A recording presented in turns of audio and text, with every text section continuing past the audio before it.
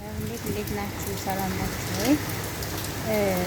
ዱባይ እንግዲህ ለመጀመሪያ ጊዜ የ3 ቀን በተከታታይ ነው፣ ይቅርታ በተከታታይ ከባድ ዝናብ እየዘነበ ነው። እንደምታዩት ትንሽን ስለበዛበት በጣም ከባድ ዝናብ ነው። እንግዲህ እግዚአብሔር ይሁነን እንጂ በጣም ከባድ ነው። እንግዲህ ኃጢአታችንን ይቅር በለን።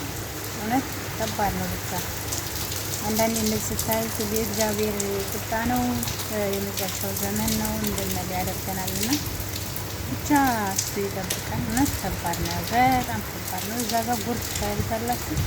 ምናልባት አለቀም ተቀረበላችሁ ሲልኩ ማለት ነው። እንደምታዩት ነው። በጣም እየጎረፈ ነው። በጣም እየዘነበ ነው።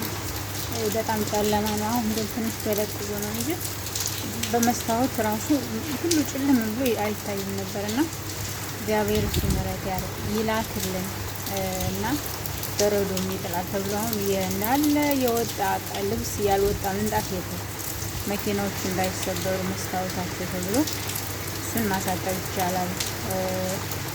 ይህን ግን እንዴት እናደርገዋለን ብለው አውጥተውታል። ብቻ እግዚአብሔር ሲሆነን እውነት በጣም ከባድ ነው። ያው እዚህ ሀገር ደግሞ ማለት ነው የመሬት አቀማመጡ በጣም ነው የሚያስጠላ። እውነት ለመናገር ማለት ነው የመሬት አቀማመጡ በጣም ያስጠላል። ላሳያችሁ ብዬ ነው።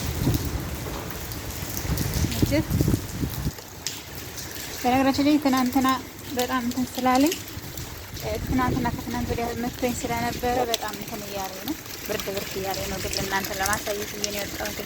ይህ ጎርፍ እዚህ ጋር ይሄ ተከፍቶ ነው እንጂ ይሄ በሙሉ ሞልቶ ነበረ። ግን ይሄ ትቦ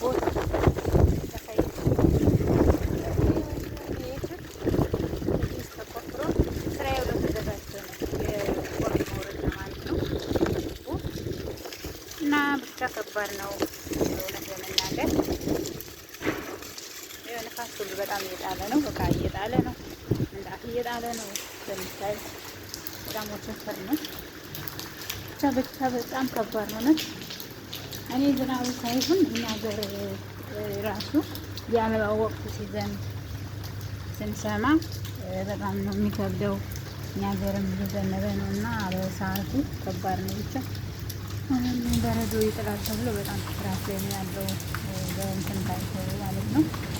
እግዚአብሔር ይመስገን።